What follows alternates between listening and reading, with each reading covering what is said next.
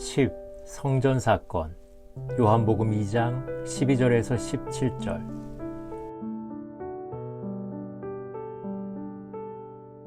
그 후에 예수께서 그 어머니와 형제들과 제자들과 함께 가버나움으로 내려가셨으나 거기에 여러 날 계시지는 아니하시니라. 유대인의 유월절이 가까운지라.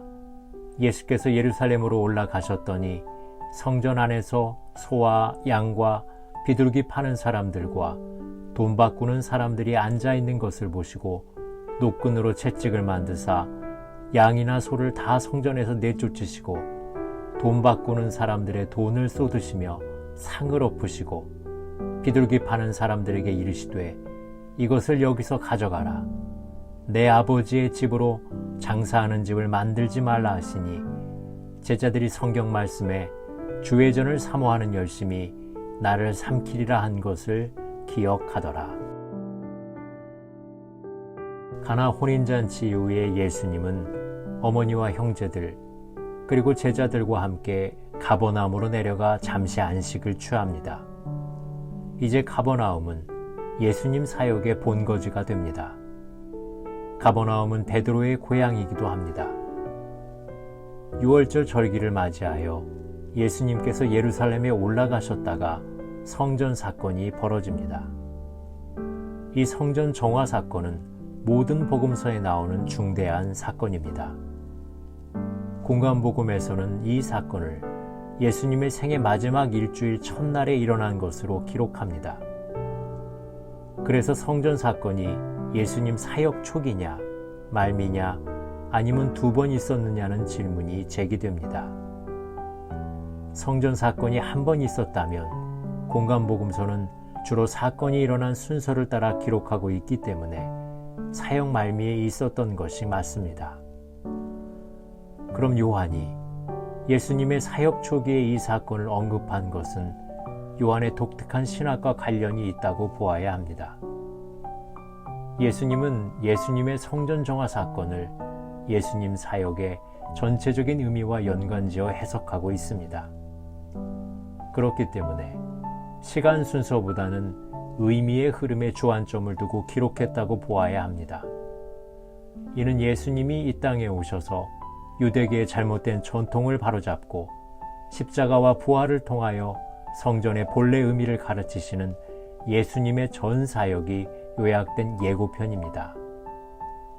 만일 두 번 있었다면 사역 초기에 행하셨지만 시정되지 않고 계속되니 다시 한번 정화하신 것으로 보아야 하는데 저는 앞에서 말한 경우가 더 신빙성이 있다고 생각합니다.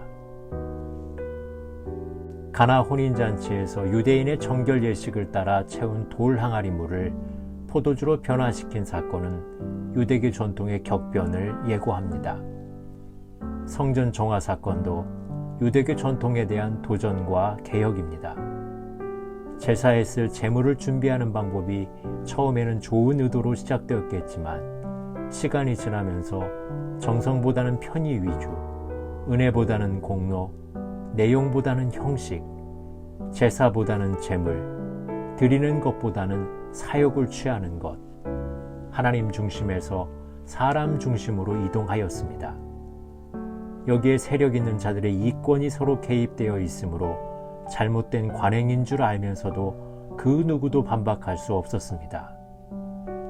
그런데 예수님은 왜 아버지 집을 장사하는 집으로 만드냐고 책망하셨습니다.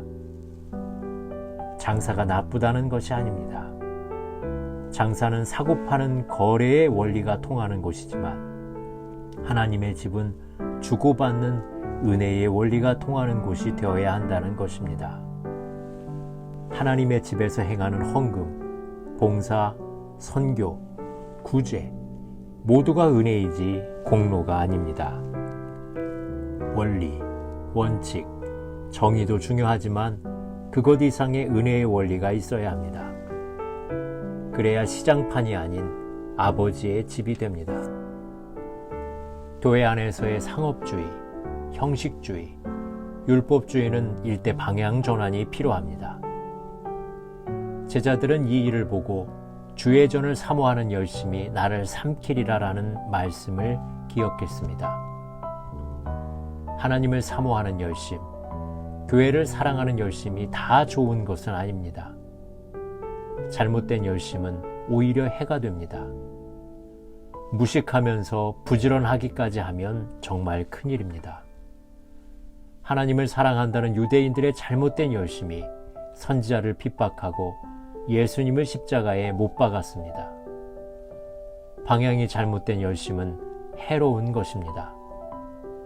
눈먼 열심, 분별력이 결여되어 있는 열심은 문제를 만들고 남에게 상처를 줍니다. 결국 주변적인 것이 본질을 잡아먹습니다. 영적인 분별력을 가지고 바른 열심을 내야겠습니다. 기도하시겠습니다. 전통과 관례의 타성에 젖어 행하지 않게 하시고 분별력을 가지고 하나님의 뜻을 따라 새롭게 보고 행하게 하소서. 예수님 이름으로 기도합니다. 아멘.